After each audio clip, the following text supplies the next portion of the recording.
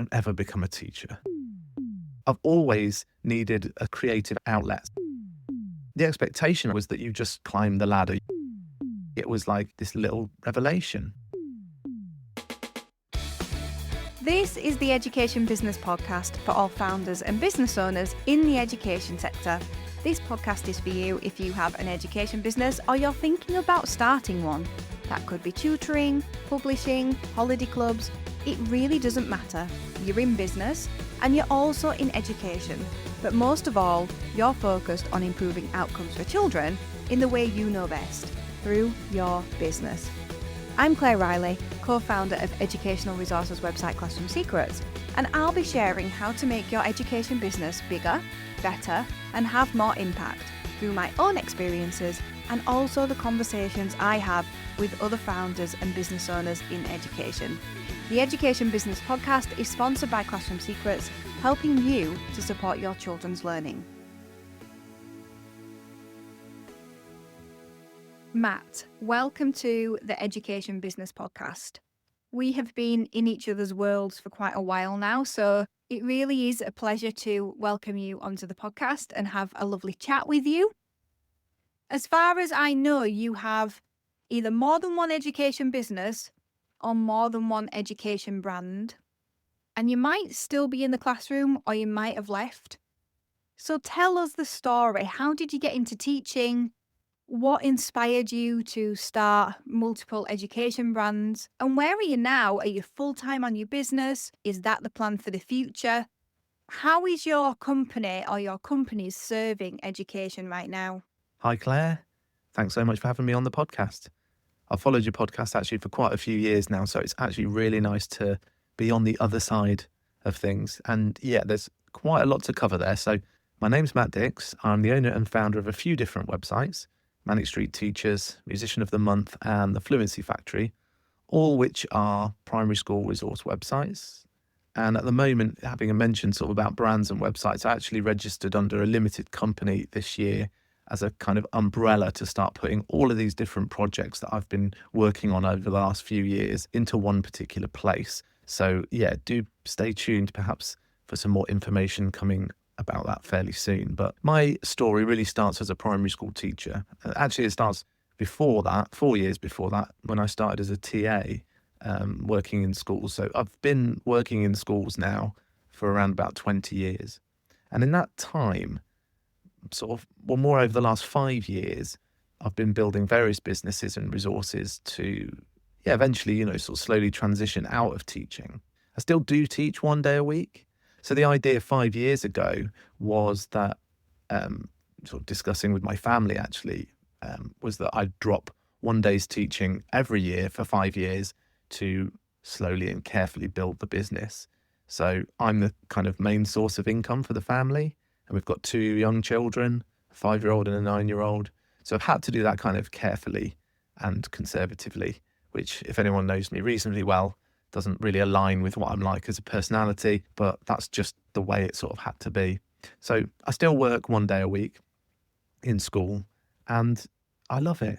I could leave, but to be fair, I'm finding it quite hard to leave. I'm so institutionalized, having worked in schools for 20 years and going in for 1 day a week. I love it. I still get to work with the children. I still have those conversations in the staff room. I can see schemes that work and which ones fail. I can see policy being implemented. I can have those conversations about certain children still. But I am in that privileged position now where I feel like I can literally just go in and enjoy it and not have the responsibility that I used to have.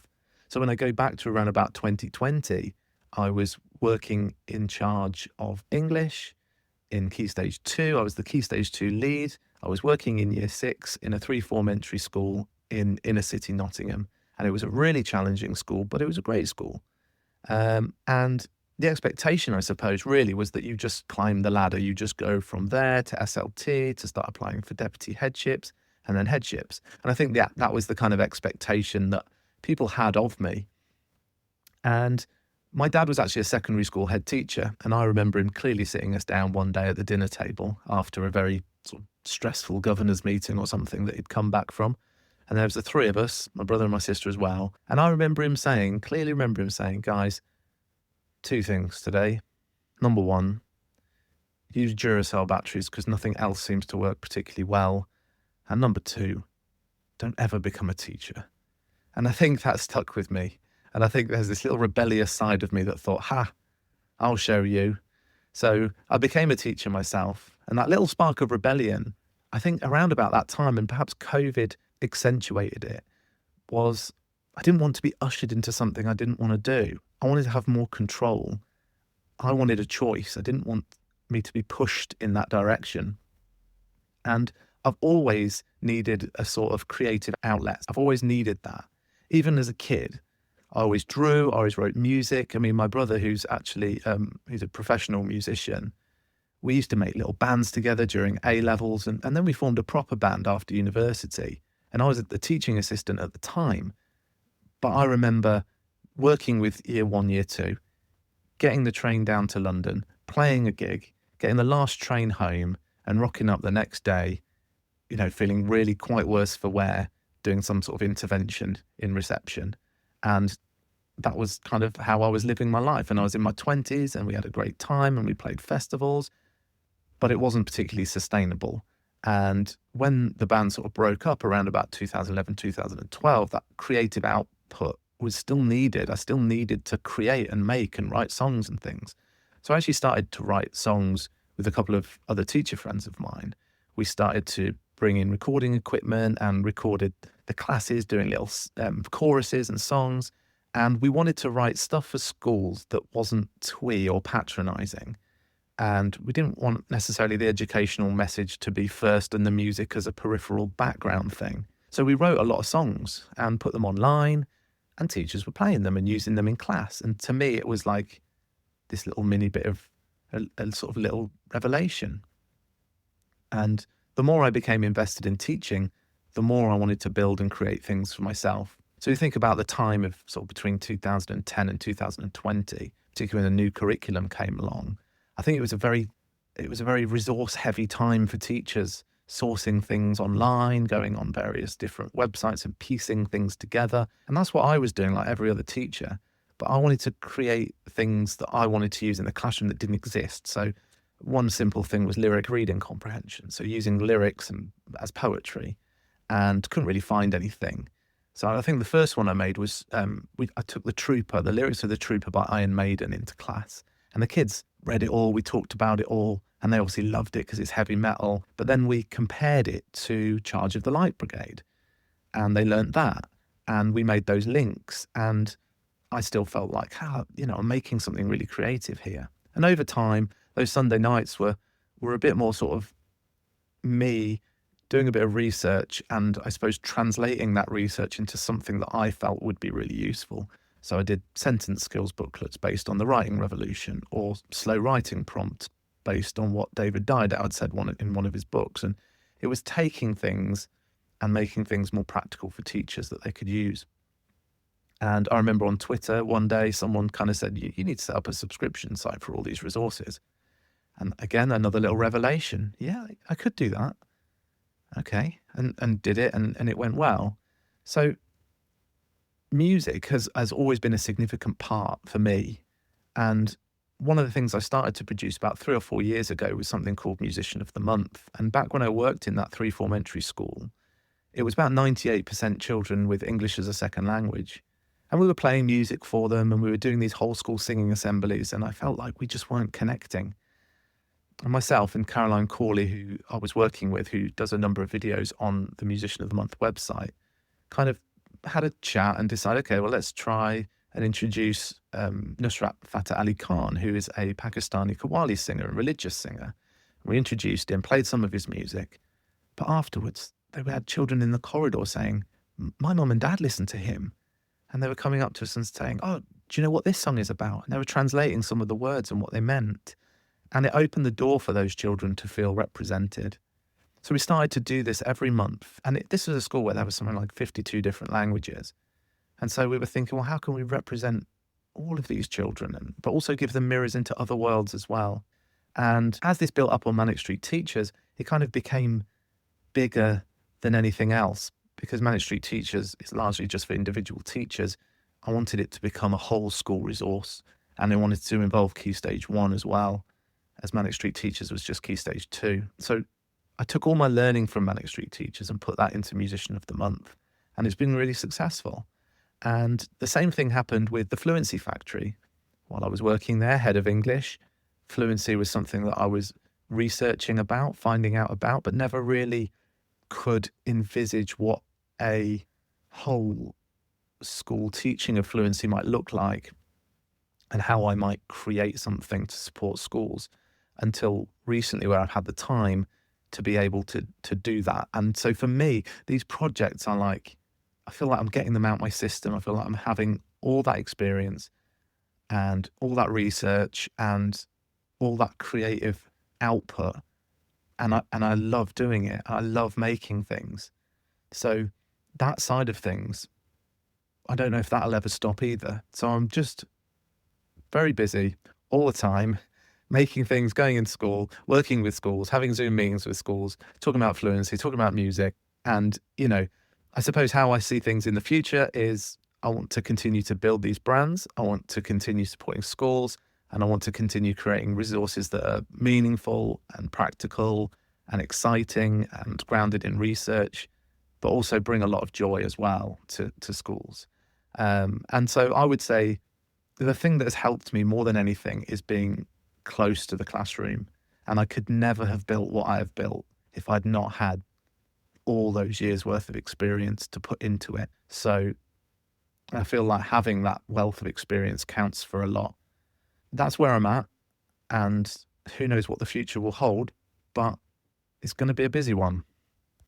Obviously, now that you mention it, it makes complete sense that you're a musician, but I had no idea of that. Why did I not think of that?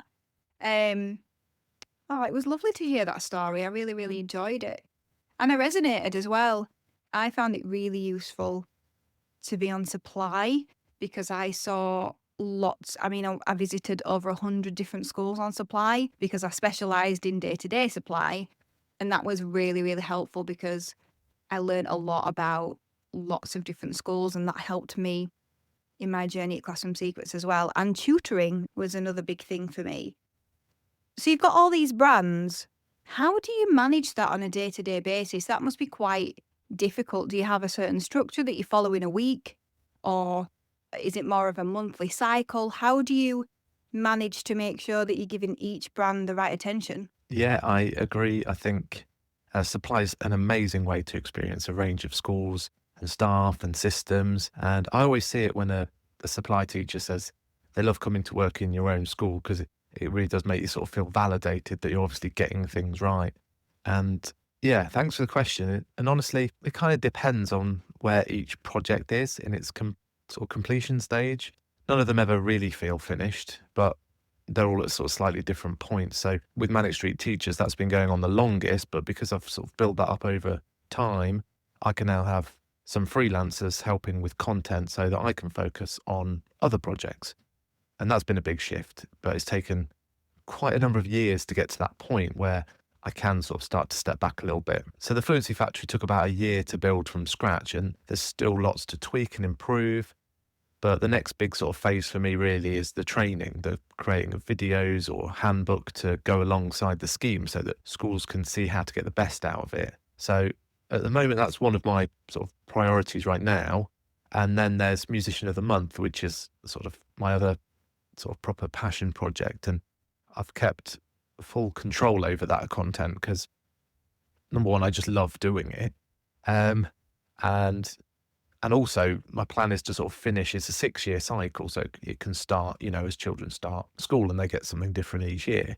And the aim is to finish that at the end of this academic year. So again, once that's done, yes, there'll be things to tweak and improve and change and what have you, but it will free me up in terms of sort of time-wise. So as you can sort of probably tell, I still do a lot myself, but I've built up some systems that really help massively. And I've had to learn a lot of that over time. So everything sort of links together and there's a fair bit of automation behind the scenes, but it means that I can structure my days so much better now than I used to be able to. So back in the day, and I know you were fairly similar in this of staying up quite late, kind of creating the resources and making as much content as you possibly can. And that went on for quite a number of years. But now I'm in a place where I can kind of do some admin in the mornings and then sort my priorities out for the afternoon. And it all just feels a little bit more balanced. So again, once sort of July comes around, I'll be thinking about next steps, probably focusing more on marketing and pushing what I've already built, or bringing in eventually like a VA to help with some of the admin side of things. My wife has already told me no more websites. But interestingly, actually, I couldn't help myself. I was on holiday with my family and we were out in the Lincolnshire countryside. This was a while ago. And I asked my 9-year-old, oh, if you could design a website and sell something, a bit like what Daddy's now trying to do, what would you do? And she's a very thoughtful girl, and I suppose she looked around at what she could literally see, and she said, oh, something to help the environment or to get children outside more. So we ended up coming up with this idea called the Nature Ninja, and it's like a reward system for schools and classrooms with badges, certificates, little challenges. And what's been really lovely is I've been sort of designing that with her together, and she's come up with her own ideas, and we've sort of created a little website and all the rest of it. And yeah, I mean, I'd love for her to launch that in her own school first, and then maybe we can actually turn it into a proper thing. So, although I've been told no more websites, I kind of can't help but also share that with my kids, and they can see that, yes, I'm a teacher, yes, I play my instruments, but also this is maybe something we don't get taught as much in schools, like seeing that project, that entrepreneur project from start to finish. I think would be a really lovely thing for her to do. So although there are a lot of plates spinning, I do have a bit of a vision of to what I want all of this to look like. And that comes with, like I said earlier, about putting it under one umbrella. And it's also made me think, I suppose now I've got the time to think, well, do I want to be sat at my desk 5 days a week, just making content and doing admin? And you go from being a teacher, which is such an intense day, to almost the opposite. And I don't know. I don't know if that's something that I want to be doing in 5 years' time, but you just never know. So yeah, I do have a vision. I do have lots of plates spinning at the same time, but I think on a day-to-day basis, I'm in much more control than perhaps I was in the past. Do you teach children as part of your business offering? Have you considered using resources from Classroom Secrets? At Classroom Secrets, we're always adding new resources for a range of subjects, and we're keen to hear your suggestions for resources too. We know that you didn't go into business to work more hours than you did in the classroom. You went into business to give you freedom. Let us help with that. Visit classroomsecrets.co.uk to sign up. A lot of education business owners really struggle to sell or market what they have to offer, and you've obviously got 3 products. So what strategies have you used to get in front of schools and teachers and get them to actually buy? I think there's 3 points to this, really. The first for me was when I did make Manic Street Teachers a subscription site. It was very much sort of organically grown from kind of Twitter, really, and Facebook, and a lot of Twitter around about sort of 2019, 2020. There was a really good community of people. There was a lot of good stuff being shared. A lot of educators were on Twitter, and I was able to utilize that and the people I knew there to kind of get some traction. But also, I think one of the key things for me was when I created a couple of resources. So one was a reading spine based on Reading Reconsidered by Doug Lemov, which he blogged about. And that allowed me to capture lots of leads and email addresses so that then I could showcase from an email list what Manic Street Teachers did, what else, teachers could use on the website. And then kind of by utilizing those freebies and some other ones as well, so a world book map, a UK book map, along with some other sort of poster packs based on bits of research that I'd done. And again, those sort of free resources were a great way for teachers to use in the classroom, and also for me then to sort of nurture that email list. So that's kind of how Manic Street Teachers evolved from. And it was a case of getting in front of just as many primary school teachers as possible, largely Key Stage 2 teachers, through social media. Now, second time round, having learned a lot from that process, I was able to launch Musician of the Month in the Fluency Factory do a proper launch to start with. So I was able to sort of create a landing page, get a little bit of interest, get people to sign up if they wanted more information, again through social media. But I suppose the difference between these two sites and the first one was that actually what I was after was even more specific, not just Key Stage 2 primary teachers, but for Musician of the Month, I want music leads. And for the Fluency Factory, I want English leads and also SLT. So therefore, utilizing those specific pages on Facebook was great to get that initial email list going. But over time, what I've found actually is if I'm selling now as a whole school resource rather than something for an individual teacher, somewhere like LinkedIn has been really useful, where I can kind of have those conversations with decision makers a little bit easier, but also getting in touch with music hubs and letting them know what I do if they're interested in sort of sharing that in their network meetings, and doing more kind of online explainers, but stuff in person now, which is nice as well. So doing staff meetings, doing some DEIB network meetings where I can kind of share what I do, and some in-person presentations as well. So that's kind of changed how I've done things compared to Manic Street Teachers. And I suppose the third thing, which actually is sort of underrated and just as important, is retention. So learning to keep the schools that I've got on board through several other years. So that for me, it's not just about, yes, make the product good, yes, make it valuable, but also listen to feedback. So always do questionnaires, always ask what's working, what's not working. If anyone's got anything that they might suggest, then thinking about how I might improve the site or a particular resource, and doing those things as often as I possibly can. And part of that, I think, is about implementation. And I suppose the thing that I've learned from launching Musician of the Month and the Fluency Factory is, are schools implementing it well? And actually the schools that have dropped off have often been the ones that never really established it, never really got the scheme going, never really implemented it how it was meant to be implemented. So I'm spending a lot of this year at the moment working on the Fluency Factory and putting together training videos, explanation videos, creating a handbook, and all those sort of explanations about not just best practice, but also how to get the most out of the resource and how to implement it well within your school so that all teachers are on board and running it is going to have a lasting impact on that school, but also it's going to retain them year on year on year. So I'd say that's the biggest learning that I've had over the last kind of year or two, which has really helped maintain the schools that I've already got. And then you can grow from there. But if you're losing schools, if they're purchasing something, not using it, and then they're not going to re-sign up, then you're facing a really uphill battle. So it's keeping the schools that I've already got and utilising those kind of social media outlets and in-person aspects as well. That can definitely be a problem, especially when you've got multiple stakeholders in a school. It's tricky, isn't it? Because somebody likes it and then somebody's not that bothered. Somebody else doesn't understand it. And it's trying to get everybody on board with your vision, which is quite hard because it's a different organisation to yourself. It's almost like sometimes you need to get an advocate in school who believes in it so much that then they push it for you. I'm going to ask a really tricky question, but I know the answer will be really interesting. If you had to scrap one of your businesses tomorrow, which one would it be and why? Yeah, that is a very interesting question, not one that I was expecting. So how to answer that? Well, I think first of all, the big caveat being that that's not going to happen.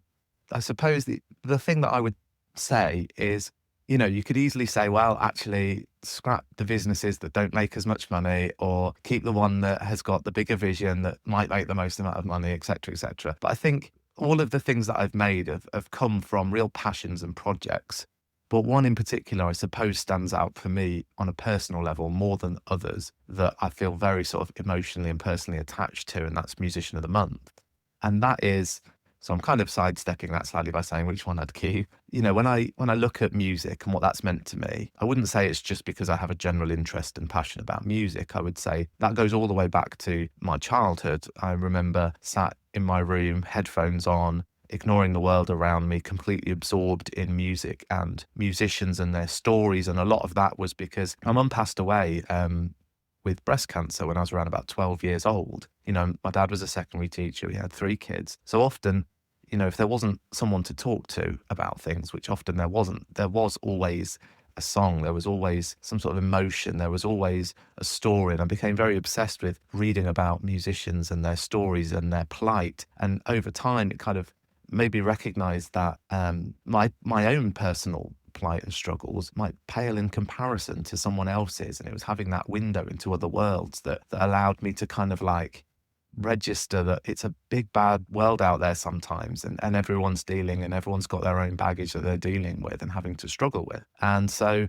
music to me became just completely inherent in everything that I thought about, did, and was involved in, and always has done. So I think when I look into my businesses, I think, well, this is one that is born from kind of very early on.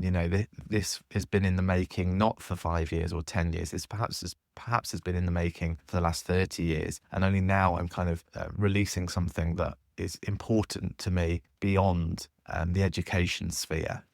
I love that you are using your difficult experiences as a force for good. I think that's the best way that we as humans can use those difficult experiences, isn't it? Using that in a passionate way and allowing it to help us form some kind of big vision that we're emotionally connected to because of a really difficult time. We don't talk about music enough, I don't think, in terms of how it can help you move through emotional events. And this is absolutely not the same, but in my experience, when I was doing my teacher training, I was quite lonely. Just the way that the houses were formed, I just didn't really have any of my people there. It was quite a difficult environment. And I used to listen to music a lot as well. There was one song in particular that I just used to play all the time because I really missed home. And I'd been moving around for quite a number of years. It was the 3rd time I'd moved to a new city in 4 years. So, it was a big deal. And I used music to get through that as well.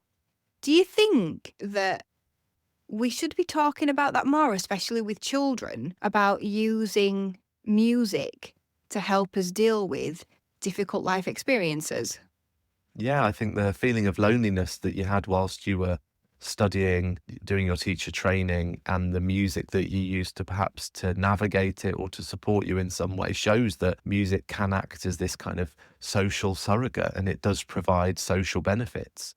And there's lots of studies to show that it does reduce loneliness, whether it's that sort of perceived connection with the person that's singing or with that sort of immersive experience within there. It helps to reduce also not just loneliness, but a sort of that social threat, and also make us feel safe. There was one study at the Hebrew University of Jerusalem that showed that music can be used to navigate loneliness and grief. So sadness can be slightly sort of part mitigated if you listen to songs that are linked to things like loss, death, life, belonging. So, next time I'm sat there listening to the Smiths or Radiohead or something, and someone turns around and says, "Turn this off, this must be making you right sad," I can say, actually, no, there's research to show that this makes me happy. There you go. But the idea of Musician of the Month generally was to create this social setting in a school. It's to make it a whole school culture of music appreciation. So not something to be looked at in isolation, but something the whole school can get together and join in on, and making it much more of a shared experience between children and staff. And also we get parents involved as well. It's like watching a concert on TV. It's nice, it's great, it's fine. But when you're there in real life, or when you're with others, and when some of those others are your friends or your relatives, is infinitely better. And so music does have this hugely social aspect to it. And I think when it comes to supporting children, there are huge benefits to listening to music. My wife actually runs a music and sensory class for children under 5. And although it's only a sort of 45-minute session, there is so much going on in that little session, whether it's nursery rhymes and songs that link to oracy, the early literacy skills that they're picking up, the ability to recall things from memory, the chance to bond with parents and have social time with other children, the benefits must be huge for those children that are able to go along and enjoy those kind of musical experiences. And in terms of how music might link perhaps with children in coping with more difficult situations, music therapy is, well known to support not just children, but adults as well, pain and depression, high blood pressure, even memory loss, and supporting those with dementia. But in particular, music therapy is used a lot to support children who are neurodiverse, or children who are suffering from anxiety or emotional regulation issues. Every child is going to be different and their needs are going to be different, but there's a huge value in music. And that's even before we think about the value of learning to sing, or the value of learning to play an instrument, or the value of music culturally or economically even. So it'll be really interesting to see when the new curriculum comes out, what music will look like, what it will look like in schools going forward. So there's lots and lots of benefits that music could bring. And actually, I'd be interested to know, going back to the start of that, Claire, what the song was that kept you going during your teacher training and why you think it helped. And also maybe if how music is used, if at all, in your sort of daily life, particularly when you work or when you're working on your business. So for example, I spend a lot of time when I'm working on my business listening to music, but also podcasts, listening to radio. I often have guitar breaks during the day, possibly during times when I shouldn't and I should be doing other things. So yeah, I just wondered how that works with you. It's funny, isn't it? Because you've just made me reflect on so many things just asking those questions. The song was actually Home by Michael Bublé. And I think he'd probably just brought it out. And it helped because I felt like it was saying the words I wanted to say. And bearing in mind as well, at that time I was doing my teacher training, but I had a musical theatre background. But it made me reflect on it because I've always liked Michael Bublé. And one of the reasons is because of the family links. It reminds me of my grandparents. My granddad's actually still with us, but my grom, she liked that name rather than grandma, she died quite a long time ago now. And it wasn't even music of their era, but they played music a lot. And you know what? My dad played music a lot, very different music when I was a child, yet my mum didn't like it very much. You would never sort of see my mum having music. So I think of music in terms of like groups or decades. When I was on my degree, I worked as a 70s dancer at a nightclub with my friend. So that had its own little pocket. And I feel like different decades have different meanings for me. So now I've got children and I've got a business. I don't listen to music when I'm working. I cannot do that.